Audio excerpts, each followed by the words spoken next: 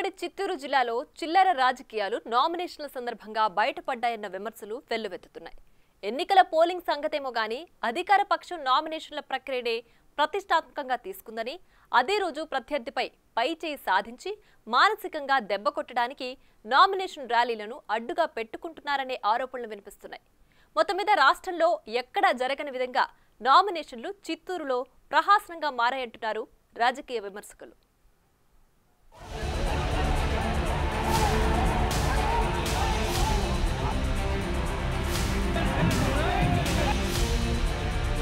ఉమ్మడి చిత్తూరు జిల్లాలో రాష్ట్రంలో ఎక్కడా లేని విధంగా భారీ ఎత్తున ర్యాలీలలో నామినేషన్ల దాఖలు తతంగం ముగించారు నేతలు. కుప్పం నుంచి సత్యవేడు వరకు ప్రతి చోట భారీ ర్యాలీ నిర్వహించి కార్నర్ మీటింగుల్లో ప్రసంగాల తర్వాత నామినేషన్ దాఖలు చేశారు. వేలాది మంది ర్యాలీలో పాల్గొనే విధంగా నామినేషన్ల ర్యాలీలను ప్లాన్ చేశారు.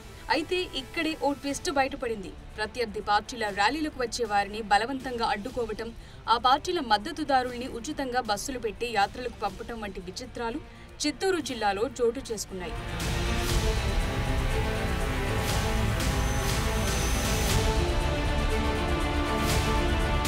చిత్తూరులో టీడీపీ అభ్యర్థి గురజాల జగన్మోహన్ భారీ ర్యాలీతో నామినేషన్ వేయటానికి ముహూర్తం పెట్టుకున్నారు. అంతకు ముందు రోజే ప్రతి డివిజన్లోని క్యాడర్తో సమావేశమై ర్యాలీకి రావడానికి ఏర్పాట్లు చేసుకున్నారు.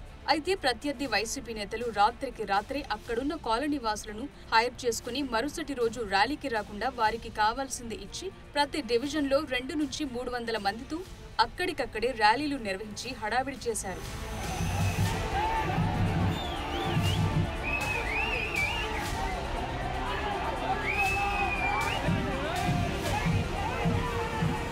కొన్ని చోట్ల చిత్తూరు వైసీపీ అభ్యర్థి విజయానందరెడ్డి వర్గీయులు ఉచితంగా బస్సులు పెట్టి వారికి భోజన సదుపాయాలు సమకూర్చి వారిని వేళంగిణి మాత దర్శనానికి పంపారట. ఈ విధంగా నామినేషన్ ర్యాలీలకు వచ్చే వారిని ఇతర ప్రాంతాలకు పంపడం నియోజకవర్గంలో చర్చకు దారితీసింది. తమ అభ్యర్థి నామినేషన్ వేయడానికయ్యే ఖర్చు కంటే ప్రత్యర్థి నామినేషన్కు జనాలను రాకుండా అడ్డుకోవటానికి ఎక్కువ ఖర్చు పెట్టారంట చిత్తూరు వైసీపీ నాయకులు. నామినేషన్ రోజు సాయంత్రం టీడీపీ అభ్యర్థి ఇంటికి ఫ్లయింగ్ స్క్వాడ్ వచ్చి హడావిడి చేసింది. మొత్తం మీద అధికార దుర్వినియోగంతో పాటు ర్యాలీకి ప్రజలు రాకుండా అడ్డుకోవటానికి అష్ట కష్టాలు పడ్డారట. అతనికి ఓటమి భయం పట్టుకునింది.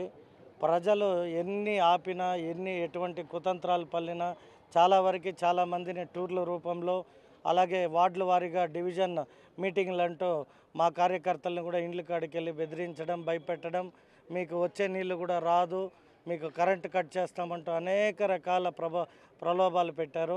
వాళ్ళందరికీ రానున్న రోజుల్లో సమాధానం చెప్తాము గెలిచిన తర్వాత.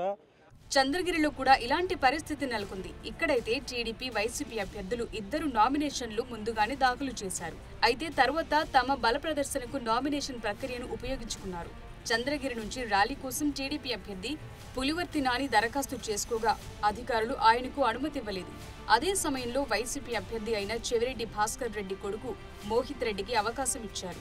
2 వర్గాలు ఒకే సమయంలో తిరుపతిలోని ఆర్డీఓ కార్యాలయానికి చేరుకున్నారు. అయితే అక్కడ భారీ ఎత్తున పోలీస్ బలగాలు మోహరించాయి. డీఎస్పీ స్థాయి అధికారులు 5గురు, ఇక మిగతా బందోబస్తు వందలాదిగా ఉన్నారు.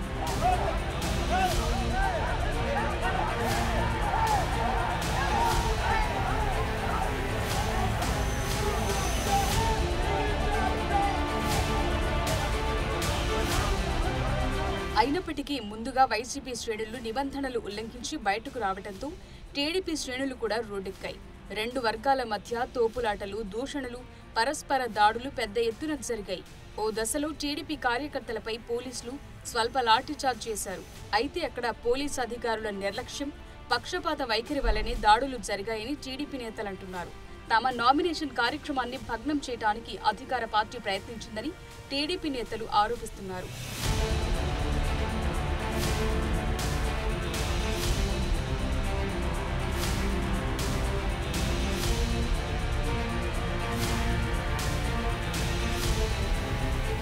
ఆర్డీఓ కార్యాలయంలోకి నిబంధనలు ఉల్లంఘించి మరీ అధికార పార్టీ నేతల వాహనాల్ని లోపలికి పోలీసులు ఎలా అనుమతించారని టీడీపీ నేతలు ప్రశ్నిస్తున్నారు.